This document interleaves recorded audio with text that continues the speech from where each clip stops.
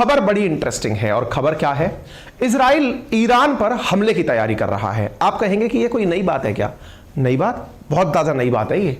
और ये ऐसी नई बात है कि इस समय पर देखो क्या चल रहा है ना, इस समय दुनिया के अंदर अमेरिका और इजराइल के बीच कुछ ठीक ठाक नहीं चल रहा है। अच्छा, बाय द वे, आपको ना ये अमेरिका इजराइल की कहानी समझना अगर हो तो इसके पीछे केवल इतना सा समझ लो कि इजराइल, मैंने कहानी खूब बताई है इजराइल कब बना, कैसे बना। इजराइल के बारे में आपको केवल इतना पता है कि इजराइल नामक जो देश है, इस देश को जो मुस्लिम वर्ल्ड के कंट्रीज हैं, चाहे ईरान हो चाहे सऊदी हो, ये पसंद नहीं करते हैं। ये हमने कई बार बता रखा है आपको। पसंद क्यों नहीं करते हैं? क्योंकि इजराइल पहले कभी कोई देश होता ही नहीं था। इजराइल ने असल मायने में पैलेस्टाइन नामक यानी फिलिस्तीन नामक जो देश था उसके ऊपर कब्जा करके, या फिर ये समझिए कि फिलिस्तीनियों को एक तरह से भगा करके अपनी जगह निकाल ली। ठीक है। अच्छा, अब जो ये इजराइल है वर्तमान में, अब इस बात को बोलना थोड़ा गलत होता है, फिलिस्तीन पर कब्जा करके इजराइल धीरे धीरे वहां पर लोकलाइज होता चला गया, कॉलोनी बनाई, युद्ध लड़े, ये तमाम चीजें चलती रही। फिलहाल जो ईरान है वो क्या चाहता है? वो ईरान चाहता है कि भाई इस जगह पर फिलिस्तीनियों का ही शासन हो, इजराइल नामक कोई देश ही ना हो। ठीक है साहब, जब कोई देश ही ना हो, यह चाहत किसकी है? ईरान की है। ईरान अपनी इस चाहत में लगातार चल रहा है। कैसे? इजराइल के जस्ट ऊपर एक देश है जिसका नाम है लेबनान। मेरे तमाम साथी जो मेरे साथ में इस समय मैपिंग में जुड़ गए हैं, जिन्होंने मेरे साथ में अपनी पाठशाला एप्लीकेशन, जिसका लिंक हमने कमेंट बॉक्स पे पिन किया है, वो मेरे साथ ऐड हो चुके हैं, उन्हें ये बेहतरीन तरीके से अब कंट्रीज याद रहने लगी होंगी। वो अपना फीडबैक बता दीजिए कैसे उन्होंने कल सेंट्रल अमेरिका की तमाम कंट्रीज को याद किया, उन्हें कैसे लोकेशन समझ में आई, कैसे उनका इंपॉर्टेंस समझ में आया, वो कमेंट बॉक्स में जरूर बताएं ताकि अन्य साथियों को भी पता चले। आइए, तो साथियों स्थिति यह है कि इजराइल के जस्ट ऊपर लेबनान है और इस तरफ सीरिया है। मैप पे भी दिखाऊंगा मैं आपको, लेकिन जिस तरह से अपन बात कर रहे हैं ऐसे आप भी बात कर पाए, एक बार के लिए मैपिंग को दिमाग में बिठा करके हम इस चर्चा को कर रहे हैं। मैं मैप भी दिखाऊंगा। फिलहाल स्थिति यह है कि इजराइल चाहता है ईरान, जो कि उसके साथ डायरेक्ट बॉर्डर साझा नहीं करता है, उसके ऊपर वो हमला करे। आपने पूछा कि आपने सर शुरुआत में तो ये कहा था अमेरिका और इजराइल के बीच में कुछ ठीक नहीं चल रहा है, इसका क्या लॉजिक है? अच्छा, तो ऐसी स्थिति में अमेरिका और इजराइल के बीच कुछ ठीक नहीं चल रहा है, इसका प्रमाण क्या है? ऐसी स्थिति के अंदर इजराइल और अमेरिका के बीच कुछ ठीक नहीं चल रहा है, इसका मतलब क्या है? इसका मतलब क्या है आपको मैं बताता हूं। कुछ दिनों पूर्व आपको याद है इजराइल के अंदर बेंजामिन नेतन्याहू जो हैं वो एक एक्ट पारित कर दिए थे। कौन सा? जिसके तहत उन्होंने सुप्रीम कोर्ट को ओवररूल करने की कोशिश की थी। ओवरराइड एक्ट था वो, जिसमें कि उन्होंने क्या कोशिश की थी कि सुप्रीम कोर्ट कुछ भी आदेश पारित करेगी, संसद उनको चेंज कर सकती है। हुआ क्या कि अमेरिका ने इजराइल के अंदर पारित हुए इस एक्ट का समर्थन नहीं किया। अमेरिका में कौन है इस समय? बाइडेन है। बड़ी इंटरेस्टिंग स्थिति यह है कि अमेरिका में जब ट्रंप होते हैं तो वो इजराइल के लिए किसी भी हद तक जाने को तैयार होते हैं, लेकिन बाइडेन जो हैं, जो कि ओबामा लीग से आते हैं, वो असल मायने में यूएसए के अंदर रहते हुए इजराइल के इतने कट्टर समर्थक नहीं हैं। तो क्या हुआ? इजराइल ने बेंजामिन नेतन्याहू के कारण जो एक्ट पारित किया उसका बाइडेन ने विरोध कर दिया। बाइडेन ने कहा नहीं, यह लोकतंत्र के लिए ठीक नहीं है। फिर पत्रकारों ने बाइडेन से पूछा कि बाइडेन साहब, क्या आप नेतन्याहू को बुलाएंगे अपने यहां पर समझाने के लिए? बाइडेन ने उसके लिए भी मना कर दिया कि नहीं, ऐसी भी जरूरत मुझे नहीं लगती कि उन्हें बुलाया जाए। इस स्थिति में इजराइल, जो कि ऑलरेडी परेशान है अपने आसपास के सभी देशों से, उसमें सबसे ज्यादा परेशान करने वाला इन दिनों जो देश हो रहा है वो ईरान है। आप पूछेंगे सर ईरान तो पड़ोसी देश है नहीं, ईरान पड़ोसी देश नहीं तो परेशान क्यों है? परेशान इसलिए है क्योंकि इजराइल के जस्ट उत्तर में जो लेबनान नामक देश है, उसमें दक्षिणी भाग में एक आतंकी संगठन है जिसका नाम है हिजबुल्लाह। क्या नाम है? हिजबुल्लाह। हिजबुल्लाह आतंकी संगठन जो है वो शिया मुसलमानों का संगठन है। ये मैंने कई बार आपको बताया है, आतंकी संगठन है। ये हिजबुल्लाह सीरिया में बशर अल असद की सरकार को समर्थन करता है। बशर अल असद, ये भी कौन है? ये भी शिया है। ईरान कौन है? ये भी शिया है। ये क्या करते हैं? हिजबुल्लाह सीरिया में बशर अल असद की सरकार का समर्थन करता है। इधर से ईरान भी सीरिया का समर्थन करता है। कुल मिलाकर सीरिया और लेबनान ईरान की वजह से इजराइल पर निरंतर कोई ना कोई अटैक करता रहता है। रिसेंटली इन्होंने लगभग 2 दर्जन के अराउंड मिसाइलें चलाई हैं। किसने? हिजबुल्लाह ने। किस पर चलाई हैं? इजराइल पर चलाई हैं। इस कारण से फिलहाल इजराइल का बयान जो आया है वो जानने वाला है। क्या बयान है? इनके डिफेंस हेड ने कहा है। क्या कहा है? यदि हमें जरूरत पड़ी तो हम अमेरिका के बिना भी ईरान पर आक्रमण कर देंगे। अंतरराष्ट्रीय स्तर पर यह घटनाक्रम बहुत बड़ा घटनाक्रम माना गया है। दोबारा सुनिए क्या कहा मैंने। अगर हमें आवश्यकता पड़ी तो हम अमेरिका के बिना, अमेरिका बोले तो बाइडेन के बिना, ईरान पर हमला कर देंगे। आप कहेंगे सर ये तो बहुत कुछ चल रहा है वर्ल्ड राजनीति में। मैंने कहा यही तो। बेंजामिन नेतन्याहू ने बिल पास किया जिसका दुनिया ने विरोध किया, इजराइल की जनता ने भी विरोध किया, अमेरिका ने भी विरोध किया। जो अमेरिका इजराइल का कट्टर समर्थक है वो समर्थक असल में ट्रंप के शासन में रहता है। वो बाइडेन के शासन में इजराइल का इतना बड़ा समर्थक नहीं होता। होता तो है, इतना बड़ा नहीं होता। ऐसे कैसे कह पाएंगे आप कि इतना बड़ा नहीं होता? इसका आधार यह है कि बाइडेन के जो पूर्ववर्ती राष्ट्रपति थे वो तो ट्रंप थे, उनसे पूर्ववर्ती। देखिए बाइडेन जो है वो डेमोक्रेटिक पार्टी से बिलोंग करते हैं, ट्रंप रिपब्लिक पार्टी से बिलोंग करते हैं। तो बाइडेन की जो पार्टी है डेमोक्रेटिक, उस डेमोक्रेटिक पार्टी से पहले जो राष्ट्रपति थे उनका नाम था ओबामा। ओबामा ने ईरान के साथ में एक एग्रीमेंट किया था। उस एग्रीमेंट का नाम था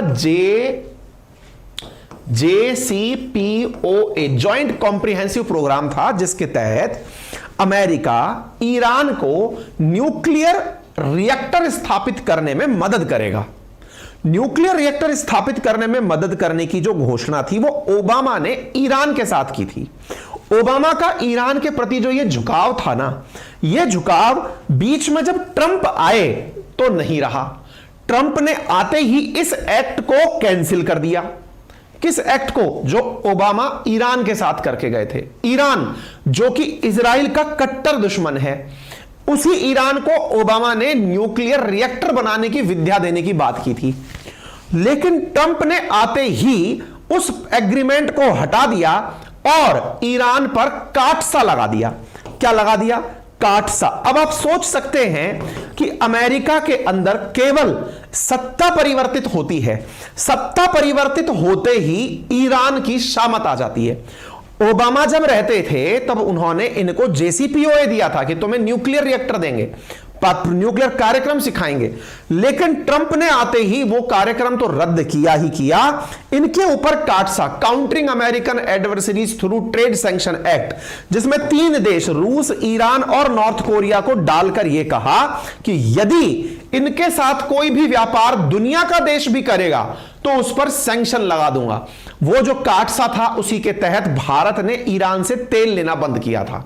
अब आई बात समझ में? ईरान से पहले हम खूब तेल लेते थे। तो अमेरिका में ट्रंप का जब शासन था तो ईरान की शामत आती थी। ऐसी स्थिति में ट्रंप जो हैं वो इजराइल को अपने पक्ष में करने का प्रयास करते रहे। आपको याद होगा कि ट्रंप के काल में ही इजराइल के प्रति काफी काम हुए। जैसे इजराइल का अब्राहम अकॉर्ड, अगर आपको याद हो, अब्राहम अकॉर्ड अगर आपको ध्यान हो तो वो ट्रंप का ही किया गया काम था, जिसमें उन्होंने इजराइल की UAE से मित्रता कराई थी। कुछ ध्यान आ रहा है? असल मायने में अगर आपको याद हो तो एक और एग्रीमेंट जिसे आप I2U2 कहते हैं वो भी ट्रंप का किया हुआ था, जिसमें इजराइल, इंडिया, UAE और USA मिलकर 4 देश एक वेस्टर्न क्वाड के रूप में नजर आए थे। यह भी ट्रंप की डिप्लोमेसी थी। आप सोचिए, अब ट्रंप की तो जेल जाने की तैयारियां चल रही हैं। वर्तमान में बाइडेन का शासन आ गया जो कि ओबामा वाली पार्टी से हैं, अर्थात वो भी उसी तरह के काम करना चाहते हैं जो ओबामा किया करते थे। क्या? ईरान के प्रति थोड़ा नरम रवैया अपनाना। मजबूरी ये हो गई। ये चाहते तो थे, जब ओबामा बाइडेन आए थे तब ये चाहते तो थे कि ये ईरान के प्रति थोड़ी नरमी बरतेंगे और JCPOA वापस ले आएंगे, लेकिन इसी दौरान ईरान में एक ऐसी हरकत हो गई जिसके कारण अमेरिका को बैकफुट पर आना पड़ा, या यह कहिए कि बाइडेन को बैकफुट पर आना पड़ा। कौन सी हरकत हो गई? दो हरकतें हुई असल में। पहली हरकत, लगभग $800 बिलियन की डील गुप्त रूप से ईरान ने चीन के साथ कर ली। चीन के लिए ट्रंप और बाइडेन एक ही हैं, यानी दोनों चीन को दुश्मन मानते हैं। दूसरी बड़ी बात, यहां पर डेमोक्रेसी के अंदर मूल अधिकार के नाम पर जो हिजाब प्रोटेस्ट चला था, जिसमें महिलाएं जो हिजाब नहीं लगाना चाहती थी उन्हें मारा गया, जो अमीनी वाला केस था अगर आपको याद हो, तो वो वाला जो मामला हुआ, उसके चलते अमेरिका ईरान के प्रति नरम रुख नहीं अपना पाया, क्योंकि अगर ऐसा कर लेते तो बाइडेन का उनके ही देश में विरोध शुरू हो जाता। इसका क्या मतलब निकला? ये सारे समीकरण बताते हैं कि इजराइल बाइडेन के शासनकाल में इतना कंफर्टेबल नहीं है जितना ये ट्रंप के कार्यकाल में हुआ करते थे, जितना ये ट्रंप के कार्यकाल में हुआ करते थे। अगर आप इस बात को समझ रहे हो तो इजराइल जो है वो ट्रंप के साथ तो बहुत ज्यादा कंफर्टेबल था, लेकिन बाइडेन के साथ नहीं है। ऐसी स्थिति में बेंजामिन नेतन्याहू, जो कि ट्रंप के प्रबल समर्थक हैं, या यूं कहिए ट्रंप इजराइल के प्रबल समर्थक हैं, उन्होंने अपने यहां पर जो कानून में परिवर्तन किया उसका बाइडेन ने विरोध किया, और इसके चलते इजराइल की सरकार का एक स्टेटमेंट है, और वो क्या है? यदि अमेरिका हमारे साथ ना भी आए, ये बहुत बड़ा रिमार्क है, इसको आप हल्के में नहीं ले सकते। इजराइल जिसकी जनसंख्या मात्र अभी 1 करोड़ भी नहीं है, विकिपीडिया पर चेक करोगे 93 लाख जनसंख्या है जिस देश की, वो अमेरिका से कह रहा है यदि आप हमारे साथ ना भी आए तो कोई गम नहीं, हम ईरान पर हमला करने की तैयारी में हैं, ईरान पर हमला कर सकते हैं। अभी तक तो हमारी खुफिया एजेंसीज ने गिन गिन कर इनके लोग मारे हैं, चाहे फकीरजादे हो चाहे फिर इनका सुलेमानी हो, हमने उन्हें गिन गिन कर मारा है। और रिसेंटली भी यह घटना क्यों हुई है? क्योंकि हाल ही में इजराइल ने सीरिया में 31 तारीख को एक और एयर स्ट्राइक करके इजराइल ईरान के जो रिवॉल्यूशनरी गार्ड के जो सैनिक हैं वो सीरिया में आए हुए थे इजराइल विरोधी रणनीति बनाने, इजराइल ने उन्हें शूट करके मारा है। इस वजह से इजराइल अब अमेरिका पर तो फटा ही फटा है, और यह भी कह रहा है अमेरिका साथ भी नहीं आया तो भी हम ईरान को मार गिराएंगे। यह अंतरराष्ट्रीय राजनीति में कुछ हल्की घटना नहीं है। ये जो मैंने बातें लिखी है ना आपको, जो इतने से पेज पर मैंने ये पता नहीं कचरा सा बना दिया, इनको घटित होने में ओबामा से लेकर के बाइडेन का कार्यकाल चला गया है। ये जो घटनाएं मैंने आपको मुश्किल से 10 मिनट में बोलकर सुनाई हैं, इनको होने में 10 साल का समय लग गया है। ये इतनी बड़ी कहानी है। चलिए, तो अब आपको फिलहाल की स्थिति समझाते हैं और आज की स्थिति पर लेकर चलते हैं। आइए, तो इजराइल की घटना अंतरराष्ट्रीय रिलेशंस में तो जानना आपके लिए जरूरी है, बहुत ज्यादा मायने रखेगा, आप इसको जाने। इधर पढ़िए आप, अल अरेबिया न्यूज की खबर है, Israel ready to attack Iran, can do so without US, ऐसा इजरायली डिफेंस फोर्स के चीफ ने कहा है।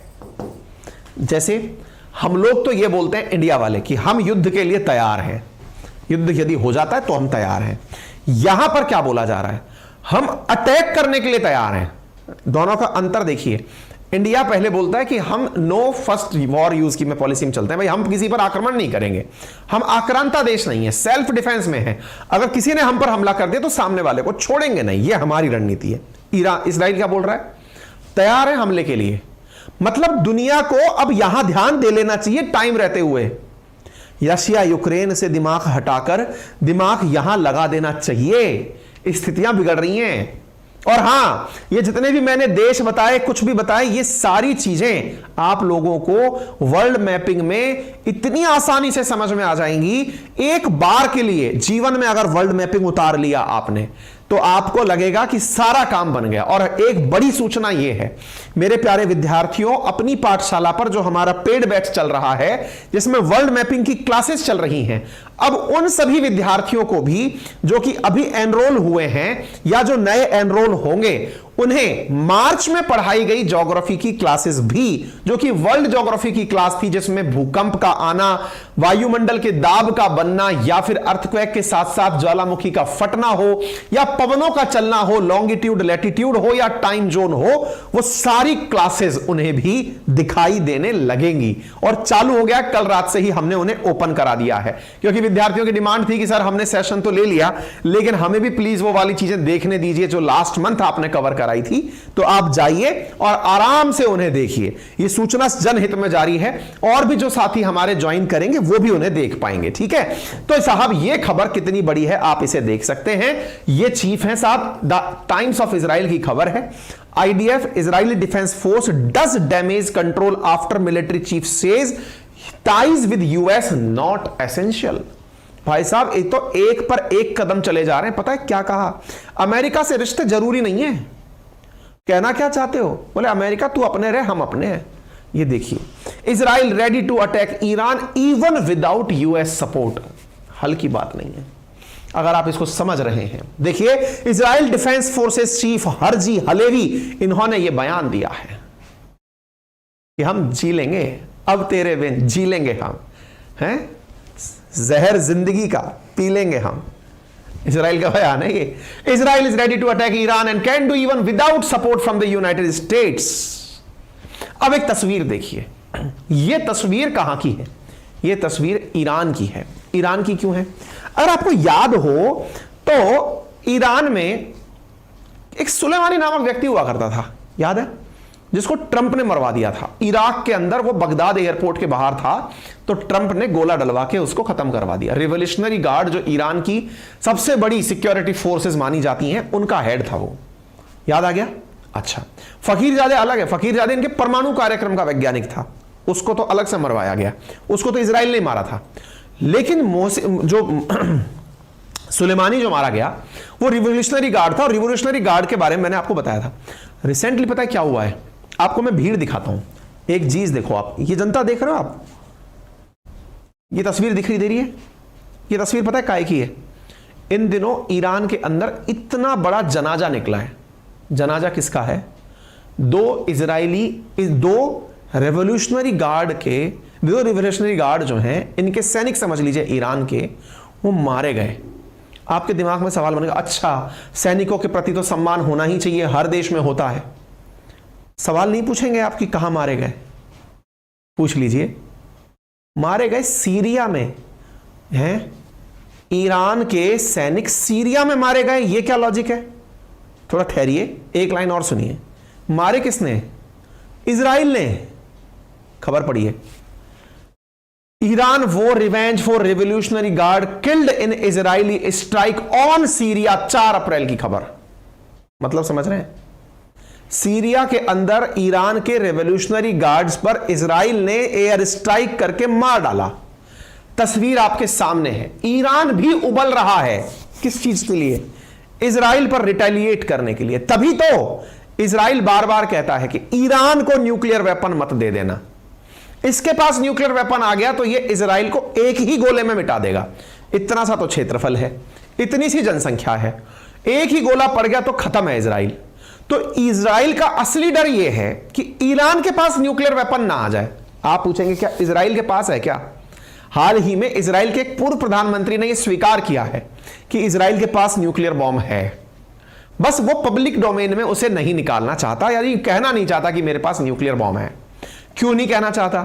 इसीलिए नहीं कहना चाहता कि उसकी वजह से फिर हथियारों की होड़ मचेगी और लोग जबरदस्ती का एक प्रेशर क्रिएट करने लगेंगे वेस्टर्न वर्ल्ड के ऊपर। इसलिए इजराइल न्यूक्लियर बॉम्ब रखता तो है, ये पूर्व प्रधानमंत्री का बयान है, लेकिन वो उसके बारे में अनाउंस नहीं करता है। चलिए कोई बात नहीं, इसका मतलब यह है कि इजराइल को पता है वो अगर उस पर ईरान पर दाग देगा तो फिर भी थोड़ा बहुत ईरान बच जाएगा। ईरान ने अगर इजराइल पर बॉम्ब चला दिया तो इजराइल तो एक ही बार में समाप्त हो जाएगा। स्थिति इस तरह की है। ये जो आप भीड़ देख रहे हैं ये ईरान में है, एक जनाजे में उतरी भीड़ है। वो जनाजे में भीड़ कहां से आई तो उसकी कहानी इधर देखिए। ये इत्तू सा देश आपको इजराइल दिखाई दे रहा है, इसके ऊपर लेबनान और साइड में सीरिया, यहां आपको ईरान दिखाई पड़ता है। आप जानकर हैरान होंगे ईरान के रिवोल्यूशनरी गार्ड सीरिया में क्या कर रहे थे? बड़ा सवाल है ना भाई। एक बात बताओ, इजराइल ने तुम्हें मारा, कहां मारा? सीरिया में मारा। तुम कर क्या रहे थे वहां पे भाई? तुम कोई युद्ध अभ्यास में गए थे? नहीं गए थे। तुम स्ट्रेटजी बना रहे थे किस बात की कि इजराइल पर हमला कैसे करें। तुम स्ट्रेटजी बना रहे थे, किसके सहयोग से बना रहे थे? एक ऊपर और छोटा सा देश है जिसका नाम है लेबनान, जिसकी राजधानी है बैरूत, वहां का आतंकी संगठन है जिसका नाम है हिजबुल्ला, उसके साथ मिलकर रणनीति बना रहे थे। इजराइल की खुफिया एजेंसी को तो दुनिया जानती है भाई, मोसाद को कौन नहीं जानता। अपने आप में फिल्म बन जाएंगी, फिल्म बनी हुई है उसके ऊपर। तो मोसाद को यह पता चल गया कि यहां ईरान के जासूस, यहां ईरान के सैनिक आए हुए हैं, मार दिया। इजराइल ने एयर स्ट्राइक कर दी और सीरिया में बैठे हुए जो रिवोल्यूशनरी गार्ड थे उनको मार गिराया साहब। इधर देखिए 31 मार्च की खबर है अल जजीरा की, second IRGC officer dies after Friday attack on. ये बड़ा ही विचित्र घटनाक्रम है कि ईरान के लोग सीरिया में क्या करते हैं। भाई इजराइल उन्हें मार रहा है, यह भी बड़ा सवाल है कि दूसरे देश में आप क्यों मार रहे हो, लेकिन बड़ा सवाल यह भी है कि तुम्हारे रिवोल्यूशनरी गार्ड सीरिया में क्या कर रहे हैं। बोले सर जा नहीं सकते क्या, इंडियन सिपाही नहीं जाते क्या? जाते हैं। गुप्त रूप से क्यों भेज रहे हो? इसका मतलब कुछ तो कॉन्स्पिरेसी कर रहे हो। इजराइल के लिए तो वो आतंकी ही है। अच्छा इधर देख लीजिए, यह खबर रही आपके सामने 8 मार्च 2022 की। यह खबर कब की है? 31 मार्च 2023 की। यह खबर जो आपने जानी 2023 में 31 मार्च की है, और यह खबर 8 मार्च की है। फ्रांसीसी अखबार फ्रांस 24 में 2 revolutionary guard killed in Israel Syria strike Iran. मतलब आए दिन मरते हैं क्या भाई तुम्हारे?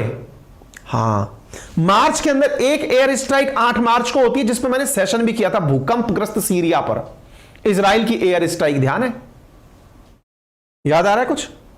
इजराइल की एयर स्ट्राइक क्यों थी? तब मैंने आपको बताया था कि इजराइल को पता चला कि सीरिया के अंदर वो लोग बैठ के, अपने अंकित इंस्पायर इंडिया पर किया हुआ है सेशन, देख लेना तारीख 19 फरवरी की मैंने खबर की है। इसका मतलब सर, इसका मतलब तो यह है कि यहां आए दिन इजरायली मतलब सीरिया के अंदर रिवोल्यूशनरी गार्ड रहते हैं। आपने जब खबर की थी उस समय भी यही बताया था, रिवोल्यूशनरी गार्ड मारे गए। आपने 8 मार्च की खबर दिखाई, उसमें भी रिवोल्यूशनरी गार्ड मारे गए। आपने 31 मार्च दिखाई, तब भी रिवोल्यूशनरी गार्ड मारे गए। ये चक्कर क्या है? अब आप सोच सकते हो कि सीरिया के अंदर कितनी बड़ी कॉन्स्पिरेसी अगेंस्ट इजराइल चल रही है। ध्यान आया? इस वजह से इजराइल को यह बोलना पड़ा कि देखो भाई, तुम्हारा अपना तुम निमेटो, अमेरिका वालों अगर तुम भी साथ नहीं आए तो जो सीरिया में लगातार ईरान 10 सालों से अपनी पैठ बनाने की कोशिश कर रहा है, उसे हम जड़ से ही खत्म करेंगे। हम ईरान पर ही जाकर हमला करेंगे, क्योंकि इजराइल को लगता है कि यदि मैंने कार्रवाई नहीं की तो ईरान इजराइल पर कार्रवाई कर देगा, और ऐसी स्थिति में स्थितियां ज्यादा ना बिगड़े, इसलिए मुझे पहले ही कार्रवाई करनी पड़ेगी। यह हिजबुल्लाह की कहानी क्या है, हिजबुल्लाह कैसे काम करता है, यह मैंने कई बार आपको बताया, तो अब फिर दोबारा से बताने की जरूरत नहीं है। शिया कौन होते हैं, सुन्नी कौन होते हैं, यह भी मैंने कई बार बताया है आप लोगों को। यह कंटेंट मैं आपको पूरा as it is PDF format में अपने Telegram channel Ankit Awasthi sir के ऊपर आपको डाल दूंगा, ठीक है? चलिए, तो ये मैंने आपको बता दी, सारी कहानी समझ में आ गई। ये वो हमला है जिसको बारे में मैंने बताया, तो उम्मीद है आपको पूरी कहानी समझ में आ गई होगी, ठीक है? ठीक है, बाकी तो क्या ही बताना, मैं सारी चीजें आपको बता चुका हूं। All good, all good, all good, all good, all good. ये सारी कहानियां मैंने आपको बता दी, क्या सब आप एक बार पढ़ लीजिएगा। ऐसे RRB NTPC में एक सवाल पूछा गया है कि यहां पे सबसे ज्यादा पॉपुलेशन किसकी है। मतलब छोटे छोटे एग्जाम भी आजकल अंतरराष्ट्रीय स्तर के सवालों पर इंटरेस्ट लेने लगे, ठीक है ना? एक बहुत बड़ी जानकारी मैं आपको देना चाहता हूं, वो आप सभी स्वीकार करें, और वो जानकारी ये है कि अपनी पाठशाला, जिसका लिंक मैंने कमेंट बॉक्स में पिन किया हुआ है, हमारा अपना एप्लीकेशन, इस पर एक बड़ा सरप्राइज जो मैंने पहले भी अनाउंस किया था, फिर एक बार अनाउंस कर देता हूं। यदि आप में से कोई भी साथी इस कोर्स को ज्वाइन करता है, तो ज्वाइन करने पर उन्हें जो मार्च में हमने वर्ल्ड ज्योग्राफी पढ़ाई थी, अब वो भी विजिबल हो जाएगी। इसके पीछे का बड़ा कारण यह है, हम करना तो नहीं चाह रहे थे, लेकिन बहुत से विद्यार्थियों ने कहा कि सर हमने मैपिंग तो ले ली, लेकिन हमारा, जब आप वो बोलते हो ना मैपिंग के अंदर पढ़ाते समय कि इस देश का इतना पीछे टाइम है, ये इस टाइम जोन पर है, यहां पर प्रेशर बेल्ट्स है, यहां सरगासो सी है, सरगासो सी में बर्मुडा ट्रायंगल क्यों बनता है, जहाज क्यों डूबते हैं, जब आप ये चीजें समझाते हो तो हमें लगता है कि काश हमें वो पता होता कि वर्ल्ड ज्योग्राफी में क्या था। इसलिए हमने उन सभी विद्यार्थियों के लिए जो आज मतलब हमारे साथ में इन दिनों वर्ल्ड मैपिंग में एनरोल हो रहे हैं, उन सभी विद्यार्थियों को मार्च में पढ़ाया जाने वाला वर्ल्ड ज्योग्राफी का कंटेंट भी विजिबल होगा। यदि आप चाहते हैं हमारे साथ जुड़कर पढ़ना तो अपनी पाठशाला पर पूरी ज्योग्राफी, पूरी पॉलिटी, पूरी इकोनॉमी और हिस्ट्री बहुत ही शानदार इसी तरह बोर्ड के थ्रू एक्सप्लेन करते हुए आपको उपलब्ध कराई जा रही है मात्र 1999 में, जो कि उपयोगी है UPSC, state PCS, SSC, railway, defence, उन सभी एग्जाम्स में। जैसे अभी जितना हमने वर्ल्ड ज्योग्राफी पढ़ाया था उसी में से मतलब बहुत सारे परीक्षाओं में बहुत सीधे सीधे प्रश्न निकल कर आ गए हैं। मैं ये वादा करता हूं कि यदि आपने ये साल भर का कोर्स, ड्यूरेशन का कोर्स पढ़ लिया, तैयार कर लिया, जिसकी मियाद लगभग 7 से 8 महीने होगी, तो यह मानकर चलिए कि आपको बहुत सारा मुनाफा होगा। परीक्षाओं में सीधे सीधे क्वेश्चंस और थॉट प्रोसेस एकदम उच्च लेवल की हो जाएगी। सीधा डिजिटल बोर्ड से पढ़ाई की जा रही है। पूरा कंटेंट आपको लिखित में पीपीटी, पीडीएफ के रूप में प्रोवाइड कराया जा रहा है। क्लास को कितनी भी बार देखने की आजादी है। आप वीडियो को मल्टीपल टाइम किसी भी स्पीड पर चला के सुन सकते हैं। ये क्लासेस पूरी तरह से इंटरेक्टिव हैं, लाइव क्लासेस हैं। इतने सारे सब्जेक्ट्स को आपको यहां पर इतनी कम कीमत पर पढ़ाया जा रहा है, तो फिर अपनी पाठशाला कहां से लें? तो कमेंट बॉक्स में हमने अपनी पाठशाला का लिंक पिन किया हुआ है और गूगल प्ले स्टोर पर अगर आप सर्च करेंगे अपनी पाठशाला तो ये आपको विजिबल हो जाएगी। आप वहां से इसे डाउनलोड कर सकते हैं। ऑलरेडी 1 लाख से ज्यादा हमारे साथियों ने इसे डाउनलोड किया हुआ है और यहां पर ऑलरेडी हमारे मित्रों ने हमें 4.9 की स्टार रेटिंग दी है। जो हमसे पढ़ाई कर रहे हैं, कंटेंट देख रहे हैं, उन सबका ये है। तो उम्मीद है कि आप लोगों की डिमांड पर अब जो ये मैपिंग की क्लास है ये आपको वर्ल्ड ज्योग्राफी के साथ भी मिलेगी। वो मैपिंग 3 तारीख से शुरू हुई है, वो सारी क्लासेस भी आपको मिल जाएंगी। जल्दी से उसमें आप एनरोल कर लीजिए और अपने आप को यहां पर तैयार कर लीजिए। ठीक है, किसी भी प्रकार का अगर कोई प्रश्न है आपके पास तो यहां पर आप इन नंबरों पर कॉल करके हमारे साथ में किसी भी प्रकार के संवाद को स्थापित कर सकते हैं, कोर्स रिलेटेड अगर कोई क्वेरी है तो। ठीक है, डन। चलिए, धन्यवाद। बड़ों का सम्मान करें, छोटों को प्यार दें, अपना व्यक्तित्व इस प्रकार से विकसित करें कि महिलाएं आपके साथ सुरक्षित और सम्मानित महसूस करें। धन्यवाद।